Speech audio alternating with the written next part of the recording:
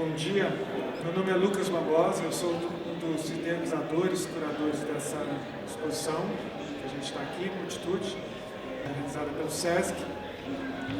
A gente tem uma atividade hoje, que é uma atividade que a gente ficou bastante satisfeito em poder realizar, que é uma aula do João Gomes, que está aqui hoje participando da exposição como uma proposta artística também. Então vamos dizer, é uma espécie de intervenção, é uma espécie de contribuição, é uma proposta que se situa num campo ali não muito mensurável entre arte, entre formação intelectual, entre essa intervenção.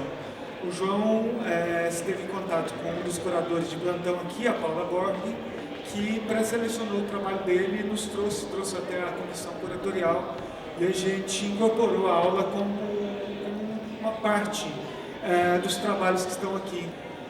Hoje o tema é Toda Multidão é Sagrada, e no próximo é A Imagem da Multidão.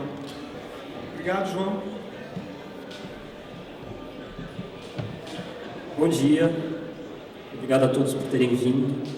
De fato, essa fala, ela, que tem o caráter de uma aula, ela vai ser realizada num espaço que não tem, a princípio, nada a ver com um espaço de aula. E por isso o texto que vai ser apresentado, ele não é exatamente um texto de aula, ele não tem a proposta de ter o didatismo que ele teria em um contexto de aula, mas ele apresenta, por outro lado, um caráter ensaístico que me pareceu apropriado para o espaço da exposição. Então, ao mesmo tempo que ele é fruto de uma pesquisa de fundo e, espero eu, rigorosa a respeito da questão, ele carrega também um experimentalismo intelectual pessoal. O título da fala, então, é Toda a Multidão é Sagrada, como foi divulgado, mas para sermos mais rigorosos, a expressão exata, e vocês vão entender porque ela não é exatamente toda a multidão é sagrada, é toda a multidão é santa. Essa frase, essa expressão, ela vem de um versículo do livro de Números, da Bíblia, e ela surge num contexto de rebelião e de revolta e de massacre. Então, a proposta dessa fala é que nós possamos percorrer, pode parecer estranho isso a princípio, mas percorrer justamente algumas passagens bíblicas relativas à questão da multidão. Eu espero que vocês consigam entender no final da fala a razão de ter partido do texto bíblico.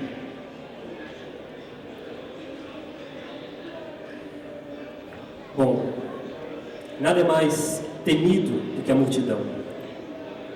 Antes mesmo dos trabalhos de Toni Negri, Michael Hart ou de Paulo Virno, antes de se repotencializar o pensamento original de Spinoza ou Dante, os estudos sobre as formações coletivas instáveis consagraram-se na sociologia pela deserção em se pensar diretamente as multidões, vistas como um estágio pré-social ou pré-institucional ou não instituidor do social. E na psicologia social, falo aqui de Freud, Gustave Le Bon principalmente, na psicologia social, visto como um laboratório privilegiado para a observação dos impulsos mais primitivos do homem sob o efeito de uma despersonalização ou uma desindividualização resultante do efeito de massificação passional. A multidão foi alcunhada de ser também criminosa. Que isto ainda tenha persistido, em maior ou menor grau, em textos que vão de Ortega y Gasset até Peter Sloterdijk, não é de toda uma surpresa. Paralelamente, foi-se constituindo, pouco a pouco, uma outra linha de reflexão que, além de incluir e englobar os trabalhos de Negri e Hart, compreendem também os de Roberto Espósito, Maurizio Mazzarotti, que esteve aqui, Jacques Rancière, Jean-Luc Nancy, Giorgio Agamben também. Mais recentemente, por que não, Beatriz Preciado. Não se pode, no entanto, dizer que estas duas vertentes representam visões ou positivas ou negativas a respeito da multidão. É necessário, antes de mais nada, nos desarmarmos de toda e qualquer visão maniqueísta a respeito desse nosso objeto de pesquisa. A multidão não é e não pode ser nem positiva, nem negativa, nem boa, nem má. Ela não nos coloca nem a favor, nem contra ela. Então aqui eu estou falando a respeito da multidão e eu não sou nem a favor, nem contra a multidão.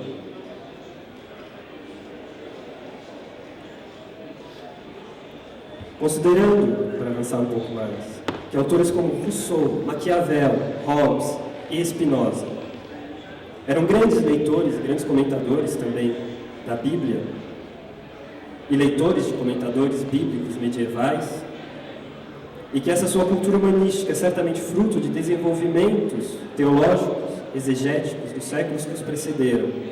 Seria desejável e necessário que interrogássemos, talvez, as fontes desses autores, de modo específico, detalhado. Mas, por uma questão de tempo, não é isso que eu farei aqui.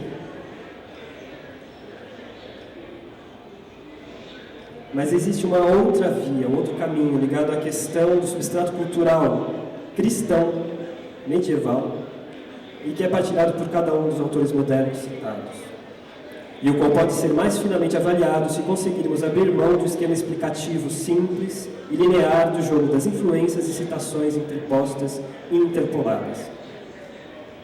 Não procuraremos nas referências explícitas de Spinoza, por exemplo, quais foram os autores medievais por ele consultados. Há um outro início possível, há um outro caminho.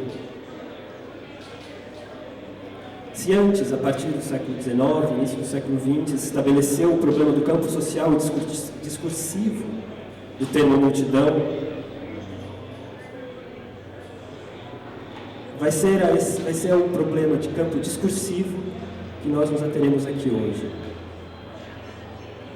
Ora, a primeira constatação, um pouco óbvia, é que multidão, não há multidão, ou uma multidão. Multidão é uma palavra latina de tradução complexa, que é o contrário do que parece. Ao entrecruzarmos nossas fontes e nossos autores, percebemos que há uma forte influência do vocabulário medieval na definição, na utilização do termo multidão, e certamente esse vocabulário medieval depende, ao menos nesse caso, de um vocabulário bíblico. E de uma versão da Bíblia que transformou-se no veículo privilegiado de transmissão de algumas das noções sociais, antropológicas ou arqueologicamente políticas das quais nossa cultura ocidental é ainda tributária. Falo aqui da Vulgata Latina de São Jerônimo. Caberia assim a pergunta: seria multidão uma dessas heranças? Ou melhor, seria multidão palavra trabalhada hermeneuticamente pelo vocabulário interno das Escrituras, a microestrutura operante dos desenvolvimentos futuros sobre as formas indiferenciadoras ou indefinidas do coletivo? Essa reflexão se coloca na esteira do trabalho monumental de Pierre Legendre sobre a montagem de um corpus normativo ocidental como realização de uma economia de referentes romano-canônicos, ou seja, tendo como fonte, além dos textos jurídicos antigos, a referência bíblica, que foi e permanece no coração de um mecanismo de aterramento do que funda a institucionalidade para o Ocidente inventor da abstração estatal. Nos parece pertinente colocarmos a questão para fenômenos cuja pluralidade não tenha caminhado em direção da solidificação institucional e estatal, mas que sejam ainda à sombra de todo um discurso monocentralizador a respeito do corpo social e de sua heterogeneidade divergente. Fenômenos esses implicados, tanto quanto outros, nesse mecanismo histórico. Isso dito, escolhi me manter neste campo e utilizar como edição, portanto, como havia dito, a Bíblia Vulgata de São Jerônimo.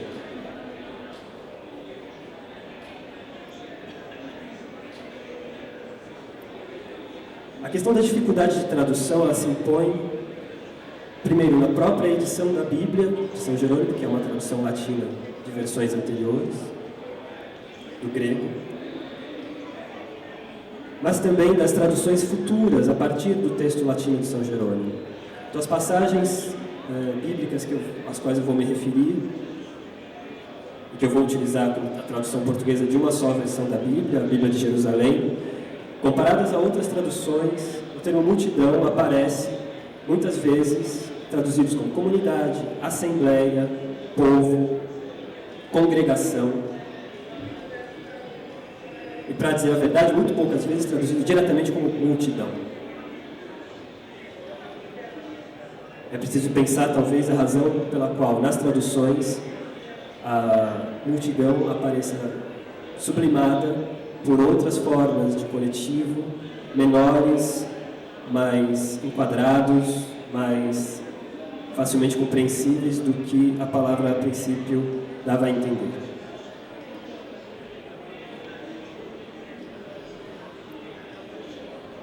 Quando olhamos a Bíblia, sua versão latina, e procuramos ali a presença do termo multidão, e eu fiz a partir de simplesmente três declinações, multitudum, multitudine, multitudine, percebemos que ela não é tão presente assim quanto nós imaginaríamos. No Novo Testamento, para termos uma breve ideia, multitudine aparece apenas 2 vezes em Marcos, 6 vezes em Lucas, 4 vezes em João e só uma vez na Epístola aos Hebreus. Aparece só uma vez em Tiago e uma vez em Pedro. São só nos Atos dos Apóstolos que a multidão se repete um pouco mais, 17 vezes. Lembremos que em alguns casos, os apóstolos do Novo Testamento citam justamente passagens do Antigo Testamento. Ou seja, há uma reatualização do termo multidão no Novo Testamento. São repetições, então, em várias passagens. Já no Velho Testamento, a frequência é muitíssimo maior. E é muitíssimo maior não simplesmente em razão da desproporção do próprio volume de texto em comparação entre o Antigo e o Novo Testamento. Acrescentemos então as nossas hipóteses, essa hipótese de leitura, algumas outras. A fórmula propiciatória e multiplicadora que marca de modo indelével o destino dos povos do Antigo Testamento porta na sua economia narrativa uma força divina exclusiva que a torna, por esta razão, algo sagrado. Mesmo através do latim tardio de Jerônimo, o sentido antigo do verbo augeo nos aparece com toda a sua plenitude, de forma que a fórmula na qual ele é empregado e os contextos nos quais ela surge sugerem, por si só, a sua própria definição e, em si mesma, a demonstração da acepção antiga já encontrada por Benveniste. Benveniste que não cita em nenhum momento, nenhuma passagem bíblica, ele só se limita aos textos jurídicos romanos. Talvez esse sentido profundo de augeo, na fórmula aqui destacada, possa ser tratado também através do conceito linguístico de speech act, ou seja, como aquelas expressões que criam na fala aquilo que elas estão dizendo de modo imediato. Na dimensão religiosa, esses atos de linguagem ou de discurso são reforçados pela potência divina criadora, que é atemporal, transtemporal e que realiza a multidão e nos diz que esta multidão provém não apenas de uma ordem, mas da própria divindade. Ela cria não a partir de algo que já existe, ela vai criar a partir do seu próprio seio, na realidade, e uma criação de uma realidade, de uma existência. Tratar-se-ia, talvez, de uma demiurgia do coletivo, que mereceria ser melhor analisada. Isso nos leva a pensar que, da mesma maneira que muitos estudiosos das origens do texto bíblico, os livros que compõem o Pentateuco, ou a Torá, são frutos de uma elaboração muito mais antiga, podendo remontar até mesmo a 800 a.C., para a qual teriam colaborado outros textos compilados e reorganizados, tendo como fonte também uma forte tradição oral e conteúdo mítico. Ao que nos parece, a fórmula propiciatória e multiplicadora encontrada em Gênesis preserva e transmite esses resquícios de seu sentido arcaico, que, para além de definir a natureza da criação de uma multidão, e não pensemos aqui na multidão que nós vemos todos os dias hoje nas ruas, mas a multidão como a expressão de um futuro coletivo sem fim e incontável. A expressão multidão, ela associada a esse voto de crescimento sem fim, de algo cresce, crescent, multiplicável, ela define muito mais uma potência divina do que uma potência própria da multidão.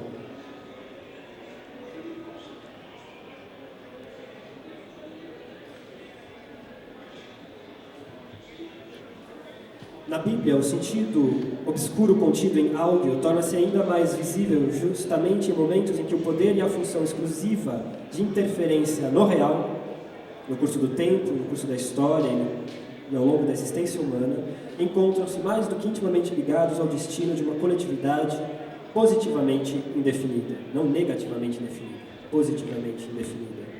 Uma multidão por vir, um devir multidão das singularidades, sendo estas singularidades Abraão, Isaac, Ismael, Jacó, etc. Isto para dizer, na verdade, que não há ainda nenhuma multidão em Gênesis. A fórmula nos deixa entrever muito mais um modo de existência da multidão, e é mais adiante somente que a encontraremos, como em Êxodo, ou no Levítico, ou em Números, ou em Deuteronômio. Livros nos quais a realização deste porvir e deste devir multitudinário se imporá completamente.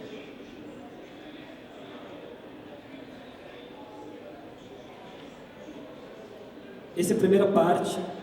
Me pareceu necessário passar pelo livro de Gênesis para que pudéssemos recortar essa função específica da criação de uma multidão, que é uma multidão e não um povo, porque há outros termos na Bíblia que designam povo, tribo, etc. Essa criação da multidão como uma prerrogativa divina. Ele coloca a multidão muito próxima ou já dentro do contexto da divindade e do sagrado, portanto. Então, adentramos no livro de Números, que dá título a essa fala.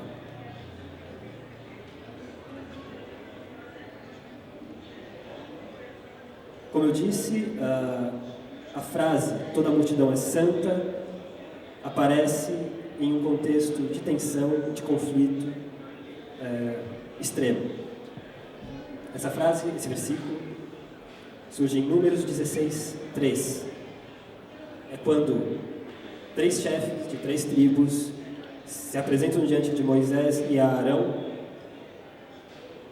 já insatisfeitos com um longo caminho no deserto, depois da saída do Egito, insatisfeitos aparentemente com, vamos dizer assim, o sacerdócio de Abraão e de Moisés, e dizem: eles reuniram-se contra Moisés e Arão, dizendo: basta, todos os membros da comunidade são consagrados, e Yahvé está no meio deles. Por que é que vós, os dois, vos colocais acima da comunidade de Yahvé? Já de cara vocês percebem os problemas de tradução implícitos aqui, pois em latim é cumque stentisset adversum Mosem et Aaron dixerunt sufficiat vobis, quia homines multitudo sanctorum est. Fica muito mais bonito em latim. Homines multitudo sanctorum est, et in ipsis est Dominus. Nisso, nela, nessa multidão, está Deus, em meio a ela. Cur, porque elevamini super populum Domini. Vocês então se elevam acima do popolo de Deus. Quando ouviu isto, Moisés prostrou-se com o rosto no chão. Depois disse a Coré e aos outros. Coré e aos outros, no latim é hominem multitudine, que estavam com ele. Amanhã cedo, Yahvé mostrará quem é dele e quem é consagrado. Sanctus. E ele mandá-lo-á aproximar-se. Fará aproximar-se de si aquele que lhe tiver escolhido. Fazei o seguinte: pegai vossos incensórios, vós e todos os que vos seguem. Amanhã acendereis neles o fogo e colocareis incenso diante de Yahvé, e aquele que Yahvé escolher, esse será consagrado. Quecunque elegerit ipse erit sanctus. Também.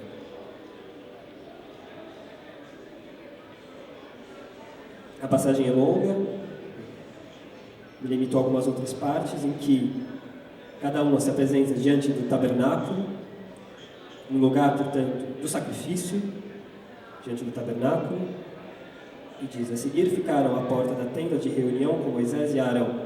Coré reuniu os seus seguidores, de novo, hominem multitudinem, à entrada da tenda, e depois disso, Yahvé diz a Moisés e Arão: afastai-vos desse grupo, separamini de medio congregationis huius. Espero que você se lembre dessa ideia de separação também. A ideia de separação é profundamente ligada à ideia de santo. Depois, mais uma vez, Yahvé disse a Moisés: diz às pessoas que se afastem das tendas de Coré, Datã e Abiram. Universo populo ut separator a tabernáculos Coré, Datã e Abiram. Mais uma vez a separação. Por fim, depois desses episódios, da apresentação dos incensórios diante da tenda do tabernáculo, Yahvé dizima milhares e milhares e milhares de pessoas que compunham as tribos de Coré, Datã e Abiram.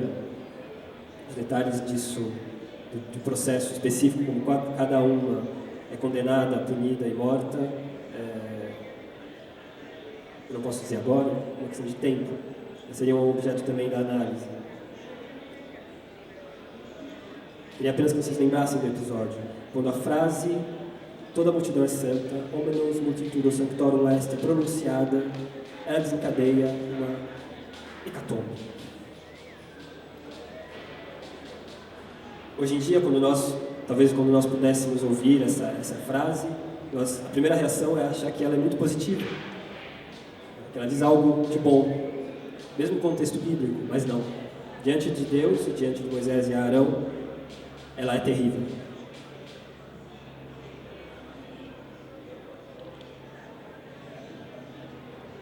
Portanto, para além dos descontentamentos já expressos nas várias passagens anteriores que dão conta dos murmúrios do povo contra Moisés ao longo de uma dura marcha pelo deserto, é uma frase que desencadeia a cólera divina e resume perfeitamente a natureza interna da comunidade nômade.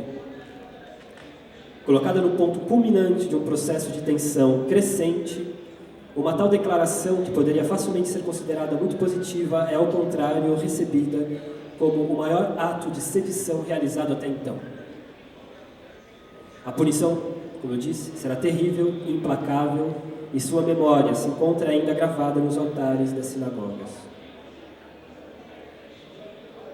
A leitura do episódio não pode, no entanto, ser descolada da estrutura interna geral do próprio livro de Números. Então, me permitam aqui uma leve digressão baseada nos trabalhos de uma antropóloga, Mary Douglas, que foi quem colocou em destaque em destaque esta estrutura através de uma leitura da narrativa que é, segundo ela, ritmada pelos versos hebraicos mais próximos da oralidade e da poética originais. Este ritmo dos versos que produz a separação dos versículos evidenciou uma organização e uma arquitetura do livro em forma de anel, em que se agenciam sessões em paralelo, em face uma da outra, nesse anel narrativo, e alternâncias bem marcadas entre sessões de conteúdo legal e normativo e outras sessões puramente, digamos, históricas ou narrativas, propriamente falando. Para que vocês pudessem visualizar esses diagramas em anel, eu trouxe um exemplo, está no livro ali, vai passar, vocês podem visualizar melhor essa estrutura. Então imaginem um hexágono, assim, em que você tem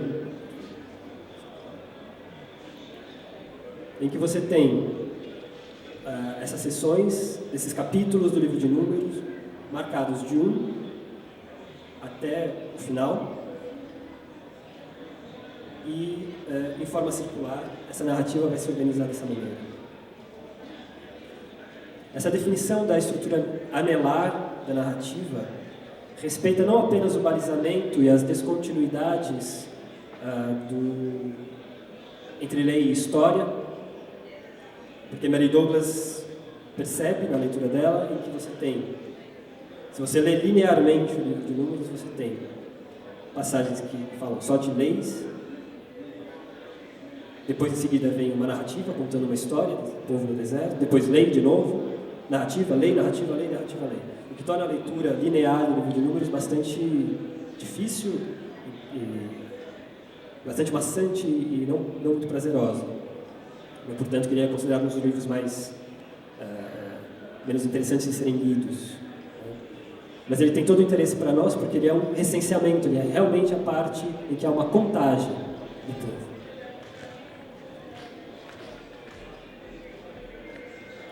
Portanto, então, essa definição da estrutura anelar da narrativa, que respeita não apenas o balizamento e as descontinuidades entre a história, mas também encaixa-se perfeitamente em uma mentalidade que ordena a noção de tempo também através de rituais, festas e sacrifícios sazonais, de modo cíclico, compreendendo, nesse caso também, o clímax das festas, dos rituais e dos sacrifícios.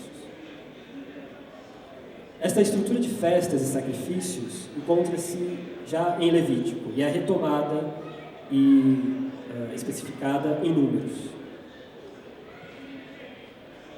Como nos diz Douglas, assim como o ano religioso judaico, o livro de Números é dividido em duas metades na seção 7, que ela numera de 1 a 15, se eu não me lembro bem, as seções do livro.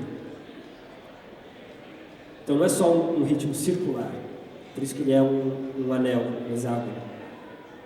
Você avança na narrativa, você chega a um ponto de clímax dessa narrativa, do texto, do livro de Números, e depois você retorna novamente a um ponto menos tenso e isso se repete. Então esse momento de passagem, para ela, está no que ela chama de seção 7, que está bem no meio do livro. Bem no meio do livro, bem no meio dessa estrutura do livro. O meio do ano é marcado no ponto médio dos meses. O 15º dia do primeiro e do 7º mês, né, nessa organização das festas e dos sacrifícios do calendário judaico ali, deixando 5 meses de cada lado da divisão. Como o clímax do sacrifício animal, o meio do livro é igualmente marcado por um poderoso clímax dramático.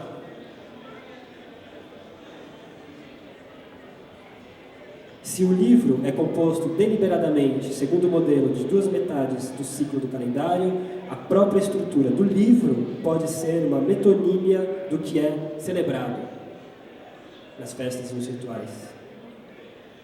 Ora, O capítulo 16, que trata da rebelião de Coré, Datã e Abirã, se encontra exatamente, de acordo com a estrutura apresentada por Douglas, na seção 7. Sua coincidência com o ápice sacrificial, ou seja, quando uma maior quantidade de animais é morta, reforça-se também pelo número exacerbado de pessoas mortas pela ira divina.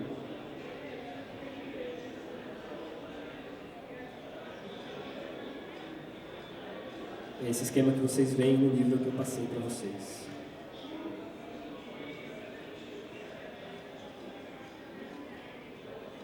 Antes de lermos mais detidamente a passagem e o versículo sobre o qual tanto falamos, era necessário que soubéssemos se ele possuía, dentro da estrutura narrativa de Números, algum papel específico, se ele desempenharia alguma função e se ele seria o elemento agenciador de relações que ou o atravessam ou que dele partiam. Qual era o seu lugar nessa arquitetura? Quais as tensões que ele visaria suportar e quais efeitos ele deveria produzir naqueles que nela penetram? Antes ainda, devemos nos recordar que um texto não é sempre um texto. Ou seja, que um texto é um símbolo de uma estrutura contextualizada, atrelada a uma prática, a uma praxis concreta, discursiva. Esse é o sentido de discurso para Michel Foucault, por exemplo.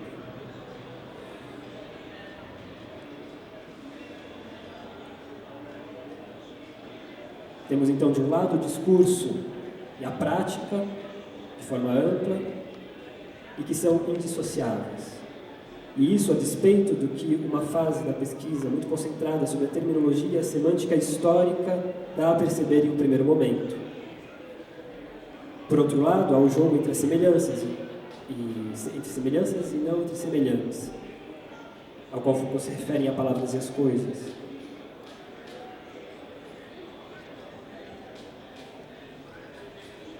Essa relação entre semelhanças é fruto apenas do ato interpretativo que é aplicado aos signos, ou como também do modo de funcionamento interno e externo do livro de Números. Mary Douglas, por sua vez, não é uma arqueóloga no sentido Foucaultiano, da maneira como a Agamben utiliza hoje. Sua abordagem é estruturalista, mas essa abordagem estruturalista é extremamente útil. No entanto, devido ao tratamento extremamente útil, devido ao tratamento fino dado pela autora, há uma forma de escritura, de transmissão que não se resume a um simples texto. Há um modo de pensar muito particular que pôde produzir este agenciamento de elementos e signos linguísticos em Números. Há igualmente, do ponto de vista da arqueologia histórica, razões para se investigar uma episteme historicamente localizada, que empregava meios que lhe eram próprios para resolver questões imediatas e práticas, referentes tanto ao discurso quanto ao futuro da coletividade. É por conta da compreensão dessa episteme que nos é possível alinharmos com a hipótese de que a estrutura circular da narrativa, se nós lermos o livro de Números como uma narrativa linear, e paralela das sessões, possa ser analogicamente semelhante à circularidade temporal e sacrificial do calendário de celebrações proposto no Levítico. E a partir daí, quaisquer outras conclusões serão devedoras de um aprofundamento dessa questão, dessa hipótese, encaminhado diretamente pela noção de multidão. Essas são premissas para a nossa leitura da multidão aqui também. Através da reconstituição estrutural de Douglas, percebemos que a passagem sobre a revolta de Coré, Datã e Abirã, em Números 16, 3, e a sua punição subsequente se encontra no centro exato de um anel narrativo, lugar do fim e do recomeço da história, da composição e da recomposição da coletividade, mas também do fim e do recomeço do tempo veterotestamentário, de acordo com a analogia proposta com o calendário de festas e sacrifícios. Vimos que este último clímax sacrificial é atingido com um crescente aumento no número de animais mortos nos rituais e que esse clímax se encontrava igualmente no extremo mediano formado pela estrutura circular das festas, do primeiro e sétimo mês. A nossa hipótese, que é um tanto delicada, é que pudesse, portanto, existir obscuramente, subterraneamente, uma relação entre a prática sacrificial e a punição e morte exemplares da multidão dos revoltosos. Tal hipótese acentua-se ainda mais se nos perguntarmos contra qual ingerência real por parte da autoridade e da preeminência sacerdotal de Moisés e Arão os revoltosos se insurgiram. Já que a posição de ambos não era tão incisiva ou dominadora assim. A questão aqui é, portanto, saber se todas as interpretações que foram feitas sobre essa passagem de Números, que a define então como uma punição, se essa punição é mesmo uma punição, se essa revolta é de fato uma revolta. Ou melhor, se haveria nessa narrativa uma velada e ancestral prática sacrificial humana já interdita por Deus aos homens. Retomemos os fatos, lembrando sempre que no livro de Números há uma alternância entre narrativa e lei. Sem querer cansar vocês demais, mas me parece importante para tornar mais consistente essa hipótese, dizer que no início do livro existe uma contagem, esse livro é um recenseamento. Então diz o texto: Deus falou a Moisés no deserto do Sinai, no tabernáculo, no primeiro dia do segundo mês do segundo ano, depois da saída do país do Egito, e disse: faça o censo de toda a comunidade dos israelitas, por clãs e por famílias, contando os nomes de todos os machos, cabeça por cabeça, exatamente como se conta o gado. Todos aqueles de Israel que têm 20 anos ou mais, aptos à guerra, você os registrará, você e Arão, segundo suas formações de combate. A ele será alocado um homem por tribo e um chefe de família. Esse é um censo bastante específico, é um censo bélico.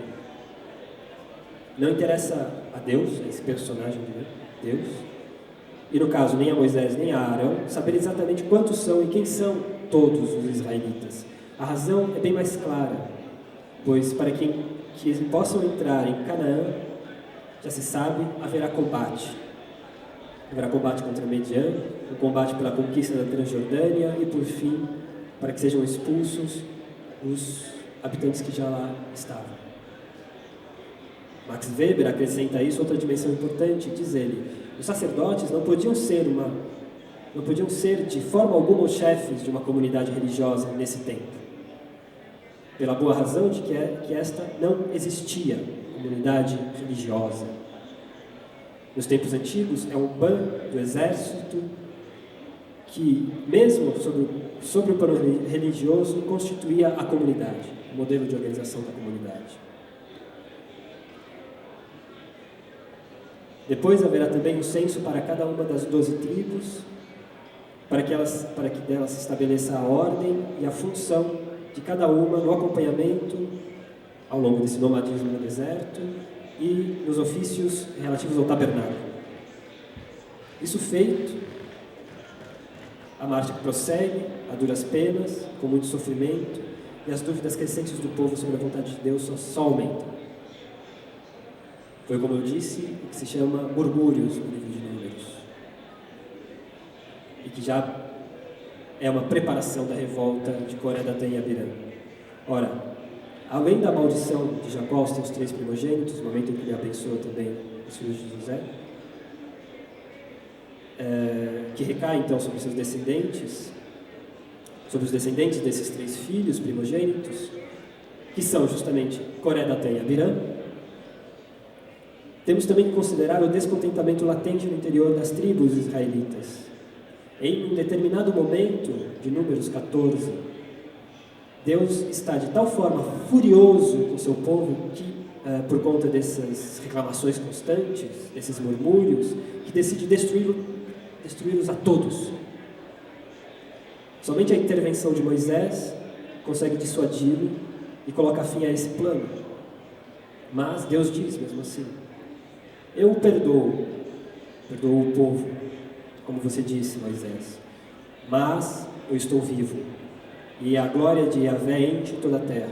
Todos esses homens que viram minha glória, os sinais que eu produzi no Egito e no deserto, esses homens que me colocaram à prova 10 vezes já, sem obedecer minha voz, não verão o país que eu prometi por juramentos a seus pais. Nenhum dos que me desprezam o verá. E logo em seguida, Deus reitera suas ameaças e seu compromisso.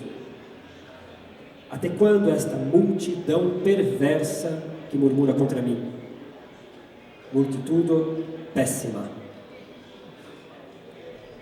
Eu ouvi as reclamações que murmuravam contra mim os israelitas. Diga a eles, pela minha vida, oráculo de Yahvé, eu vos tratarei segundo as mesmas palavras que vós pronunciastes em minhas orelhas. Vossos cadáveres cairão no deserto, vós todos, os recenseados, numerate, vós todos, que nós contamos desde a idade de 20 anos e mais, vós que murmureis contra mim, eu juro que vós não entrareis nesse país, onde, erguendo a mão, eu fiz juramento de vos estabelecerdes. Mas é Caleb, filho de Jefuné, e Josué, filho de Nun, são seus filhos que vós dizieis que seriam entregues como butim, são eles que eu farei entrar, e que conhecerão o país que vós desprezeis. Para vós, vossos cadáveres cairão no deserto, e vossos filhos serão nômades no deserto durante 40 anos, carregando o peso de vossa infidelidade, até que vossos cadáveres estejam por completo no deserto. Vós reconheceis o país durante 40 dias. Cada dia vale um ano. 40 anos vós portareis o peso de vossa falta, e vós sabereis o que é me abandonar. Eu falei, eu e Yahvé, e assim que eu tratarei toda a multidão perversa reunida contra mim. Omni multitudine hic pessime. Nesse deserto não faltará nenhum, é lá que eles morrerão. Uma bela passagem. Bela passagem.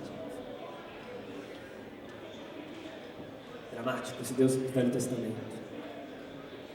O descontentamento divino é imenso.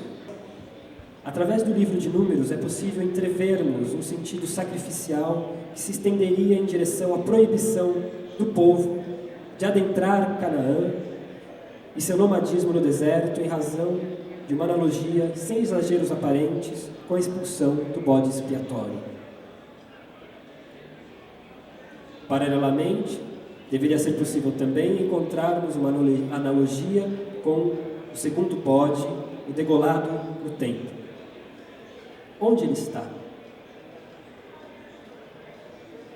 Bom, minha hipótese é de que, simetricamente, este bode ecoa de maneira relativa um sacrifício de substituição narrativa, condizente com a punição dos revoltosos em Números 16:3. A punição dos revoltosos que dizem toda a multidão é santa. Nesse ponto tocamos um tema sensível do tabu dos sacrifícios humanos. De fato, não existem sacrifícios humanos prescritos ou tolerados na lei do Antigo Testamento. Na lei.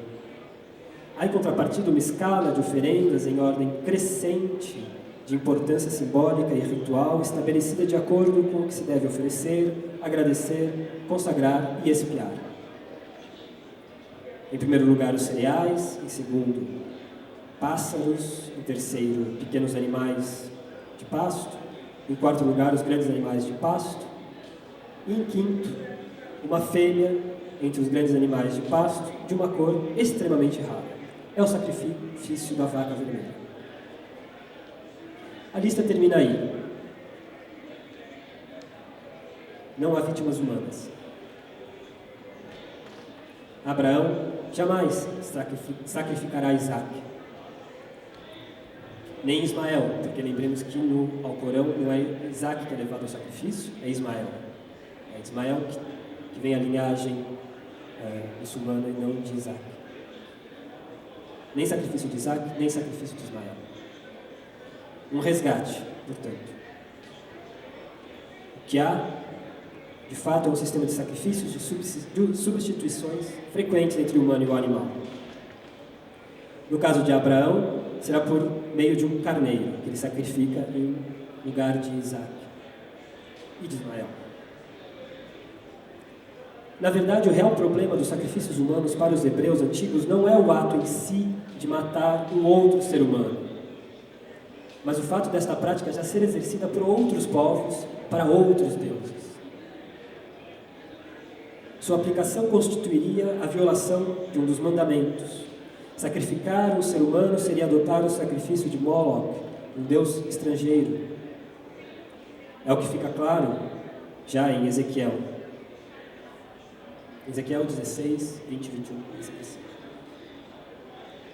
No entanto, como se sabe, Jefté sacrificou sua única filha a Deus para que os hebreus conservassem a terra prometida quando da tentativa de invasão dos amonitas. Está em Juízes 11, 30 e 31. E há outros casos de entrega de um homem em situações que se aproximam muitíssimo de um sacrifício.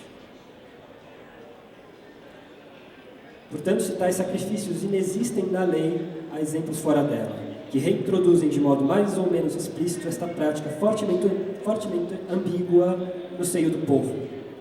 Está fora da lei, mas dentro da narrativa. Jean Soler ainda, que mesmo sem comentar a passagem de Números sobre a revolta de Coré, Datã e Abirã, nos traz mais um elemento para adensarmos a leitura da noção de santo ou de consagrado. Para tanto, ele cita uma passagem de Números 3, 13, não de 16, 13. Ele cita: o dia em que eu toquei todo recém-nascido no país de Egito, eu consagrei a mim mesmo todo recém-nascido de Israel. Desde homem até animal, eles são meus. Deus que diz isso. Eles são meus. Sanctificavi-mi quicquid primum nascitur in Israel. Segundo Soler, consagrar os homens não podia querer dizer, como para os animais, imolá-los. Como para os animais. Os animais que são consagrados, que são santos, são os animais que vão ao sacrifício. São os animais que pertencem a Deus. Os animais santos são os animais do sacrifício. Segundo Soler, Yahvé fez sair seu povo do Egito para que ele tivesse uma vida melhor e não para exterminá-lo. No entanto, nós vimos que Deus estava bem disposto a exterminar o seu povo, né, por causa dos murmúrios e das queixas. O livro de Números indica a solução encontrada. Os homens consagrados, nesse caso ele se refere aos sacerdotes, deverão passar sua vida a serviço de Yahvé. São de Yahvé, eles pertencem ao Deus. Esses homens serão, mais do que os próprios recém-nascidos, os machos de uma tribo, se substituindo a eles. E conclui o autor: ora, esse conjunto de narrativas e de ritos não poderia ter existido em uma sociedade que ignorava os sacrifícios humanos, mais precisamente o sacrifício dos primogênitos. Gostaria de lembrar algo que Soler não menciona a respeito do sacrifício dos recém-nascidos ou dos primogênitos. Ele pensa corretamente a partir dos relatos mais explícitos presentes na Bíblia, mas deixa de lado o que, a meu ver, desvelaria ainda mais a problemática da lógica sacrificial do texto. No que toca aos primogênitos, lembremos da maldição de Jacó mais uma vez, e sua efetivação através da punição catastrófica de Coré, Datã e Abirã, descendente dos 3 filhos condenados. A realização da promessa e da profecia de Jacó caminhou por um emaranhado de fatos e alianças que, até um ponto em que acabou se perdendo de vista o seu conteúdo ainda que latente. Por fim, o último termo que compromete nossa leitura de toda a multidão é santa é justamente o último, sanctus, para sanctorum. Bom, eu acabo de dizer que santo é aquilo que pertence à divindade, é da divindade, e no caso dos animais, são aqueles que virão para o sacrifício. toda a multidão é santa. A tradução correta não seria toda a multidão é sagrada, então. Eu usei essa tradução porque, para os leitores da Bíblia, ou aqueles que conhecem o texto, é o que aparece de maneira mais corrente. Mas, como eu disse, o correto é santo. Sagrado não traduz, o termo sagrado não traduz sacer, e não sanctus. Transformar a multidão em algo sagrado, tecnicamente falando, poderia nos levar em direção a interpretações divergentes e trairia o sentido original do texto. Giorgio Agamben, como se sabe, apoiou sua pesquisa sobre o homo sacer. E por mais sedutor que pudesse parecer tentar fazer com que a multidão deslizasse completamente na mesma direção, ela não se vê potencializada por essa noção de sacer, mas pela noção de santos. Tecnicamente falando, Benveniste, mais uma vez, ele cita uma definição que me parece suficientemente clara para santos, e ele a retira do digesto, o código de jurisprudência romano, que diz: Sanctum est quod ab injuria hominum defensum atque munitum est. É santo o que é proibido e protegido do alcance dos homens. Sanctus é aquilo que é objeto de uma sanção, é assim ainda, de acordo com Benveniste, que se baseia exclusivamente em textos jurídicos romanos, como eu disse, é o resultado relativo de uma ação humana que porta sobre os homens.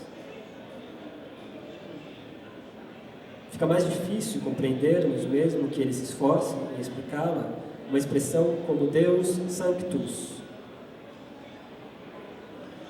por exemplo, ou uma outra que encontramos bastante em textos exegéticos e escolásticos medievais, como Anima Sancta.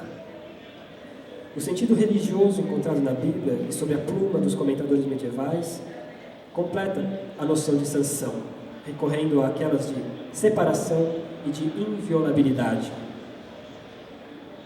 de coisas, pessoas, lugares e espaços.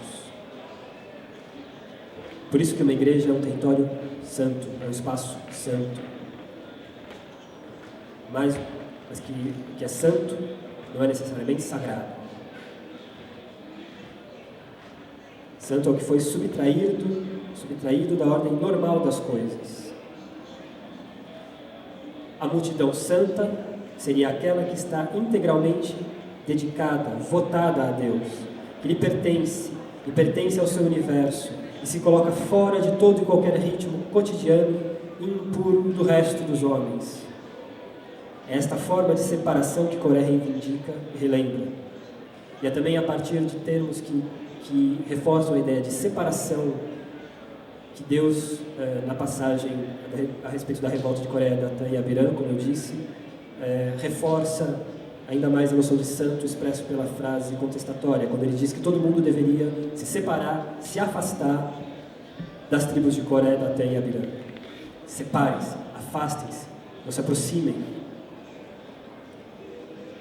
Aqui nós compreendemos o que, dentro dessa lógica narrativa, uma leitura antropológica, Deus diz, ele reforça justamente a reivindicação de Coré.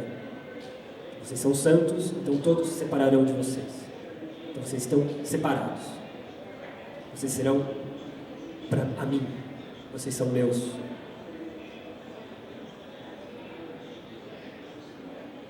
Não pretendo dizer com isso que teríamos resolvido o mistério por trás da punição e da revolta dos 3 líderes. Toda essa preparação serve ao propósito que é o de avaliar o valor arqueológico atribuído à multidão. Afinal, não foram só os 3 que pereceram, mas a multidão por eles invocada, reinvocada e simbolicamente atuante. Neste caso, os termos punição e revolta tornam-se vacilantes. A disposição para a morte, ou melhor, está disponível a imolação, seria uma interpretação aceitável para o episódio que coloca em cena o desejo de totalidade do coletivo como multidão em dedicar-se completamente ao universo restrito da divindade? Marcel Mauss já advertira que nós consideramos, pois, somente os casos em que o sujeito que morre não se crê ou não se sabe doente, e se crê somente pelas causas coletivas precisas em um estado próximo da morte. Esse estado coincide geralmente com a ruptura de comunhão, seja pela magia, seja pelo pecado, com as potências e coisas sagradas das quais a presença normalmente o apoia.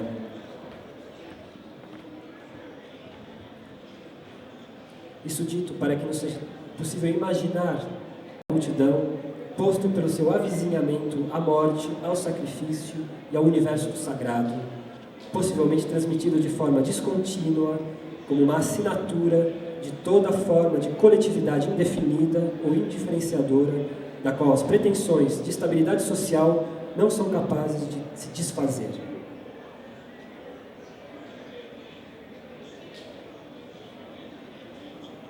E termino reforçando que essa leitura do livro da Bíblia, que parece tão carregada de teologia, tem a intenção de promover uma interferência teológico-política no debate sobre a multidão. Aqui também na esteira, uma genealogia teológica, como já fez Giorgio Agamben em O Reino e a Glória. Tentar perceber se existe, então, uma certa assinatura trágica, mortal na multidão, como se ela jamais, da qual talvez ela jamais tenha podido se desfazer e que está presente na maneira como o coletivo lida com essas formas multitudinárias de apresentação, de representação, de presença, de manifestação que também tem lá um forte cunho teológico aplicado na palavra, de manifestação da multidão, disso que nós tendemos a chamar de multidão. A multidão é algo. A multidão não é só as pessoas reunidas em conjunto. A multidão pode ser, talvez, o termo, a maneira mais fácil de descrever, de denominar essa assinatura sagrada, mais mortal, que caminha com tentativas de coesão do coletivo, que talvez impeçam que o coletivo, de fato, se solidifique em algo sólido, em algo fixo, em um Estado, em um governo, em um poder homogêneo. É isso. Muito obrigado.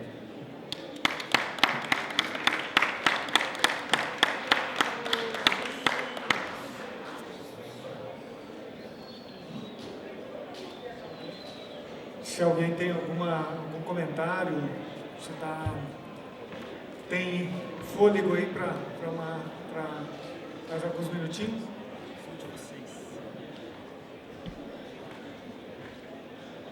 Eu particularmente, depois que você rodou aquele livro, eu fiquei um pouco interessado na conexão do título do livro, Doutrina da Corrupção, né? E essa ideia de multidão. Como isso se conecta dentro desse livro, dentro dessa, que é uma das bases que você usa para a sua fala, né?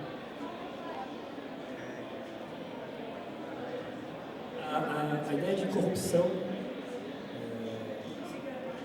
no livro da Douglas, aliás, a Douglas é uma antropóloga muito conhecida por um livro que se chama Pureza e Perigo, clássico da antropologia, e depois ela se dedicou muito a uma leitura antropológica dos livros do Antigo Testamento. Ela tem uma leitura de Números, ela tem do Levítico e ela tem de Isaías. Enfim. Essa doutrina da corrupção em Números, ela é central no livro e ela é ambígua também, que ela também não é nem positiva nem negativa. Douglas também vê essa doutrina da corrupção como uma forma de, na evolução da narrativa do livro de Números, dar conta da constituição de um povo, de um povo e de uma autoridade sacerdotal, e do equilíbrio entre entre a errância, o descontentamento, a iminência constante de desagregação desse povo num território inexistente, percorrido por essa multidão incontável, em direção a uma terra prometida. A corrupção, então, na doutrina da corrupção no livro de Números, da maneira como lê Douglas, é a iminência a iminência de que esse povo nunca exista. Né? É a tentativa constante de reunir, reorganizar, de purificar o povo. Ou seja, de criar o povo.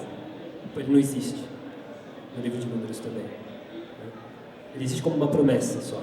Então ali você tem uma promessa e um dever constante de multidão que põe em risco a promessa do povo o tempo inteiro. Como se multidão antecedesse essa consolidação do povo. Pois é, esse é um termo crítico na sociologia contemporânea já. Né? Como eu disse lá no início, a multidão ela é lida, ela é vista por Marcel Mauss, por Durkheim, um pouco por Weber também, por Gabriel Tarde. Então, final do século de sociologia, no final do século XIX, quando a sociologia nasce como ciência, início do século XX, até os anos 40, a multidão ela é afastada do campo da reflexão sociológica. Então vai se trabalhar com família, igreja, exército, povo, coisas que são chamadas pelos sociólogos de instituições. E explicitamente, Marcel Mauss e Durkheim dizem a multidão não é objeto da sociologia. A multidão não pode ser estudada pela sociologia porque ela não é uma instituição e ela não institui nada. No máximo, nós podemos dar atenção a ela caso dela provenha algo que se institua, que seja uma instituição. Ou seja, de qualquer maneira, a multidão vai ser estudada quando ela deixa de ser multidão, quando ela deixa de existir novamente. Por outro lado, a parte interessante e a parte mais... uma das bases do pensamento do Tony Negri a respeito da multidão é que ele não fala em uma multidão como instituição, nem uma multidão instituinte, mas constituinte. Então, essa saída que se encontra, sociologicamente falando, porque o trabalho do Negri também é um trabalho de sociologia política, né, puramente filosofia, de escapar da mácula da instituição sobre a multidão e levá-lo para o lado dos poderes da potência constituinte, spinoziana, no caso do Negri, mas que também aparece como um contraponto às noções de poder constituinte em Carl Schmitt, com quem Giorgio Agamben debate o tempo inteiro durante a sua obra. Né? Tenta fazer uma crítica da maneira como Carl Schmitt utiliza a ideia de poder constituinte. Então a multidão, ela é ou não é algo que vem antes de algo que vai se instituir? Ela vem ou não vem antes do povo? Ela vem ou não vem antes de uma coletividade definida? Sendo ela uma coletividade definida. Então, não há nada garante. A multidão é a multidão. E o povo que vem depois não é o povo que vem dela. Não é essa ideia nem que o texto bíblico deixa evidente. A multidão ela tem que se retirar, ela tem que ser sacrificada. O povo não vem da multidão, o povo vem da errância, o povo vem de uma centralização em torno de um poder sacerdotal, de uma liderança bélica, então igreja, exército, vamos dizer assim, né? Os historiadores me perdoem o anacronismo, do qual a multidão não participa. Ela é esse devir interno ao coletivo que não garante, que não dá origem ao coletivo. A gente não pode dizer que a multidão forma o povo. Então é um problema que nós encontramos numa narrativa tão antiga quanto essa, e é um problema claramente anunciado pela sociologia contemporânea, moderna contemporânea também. Obrigado. Incrível. Muito boa essa amarração.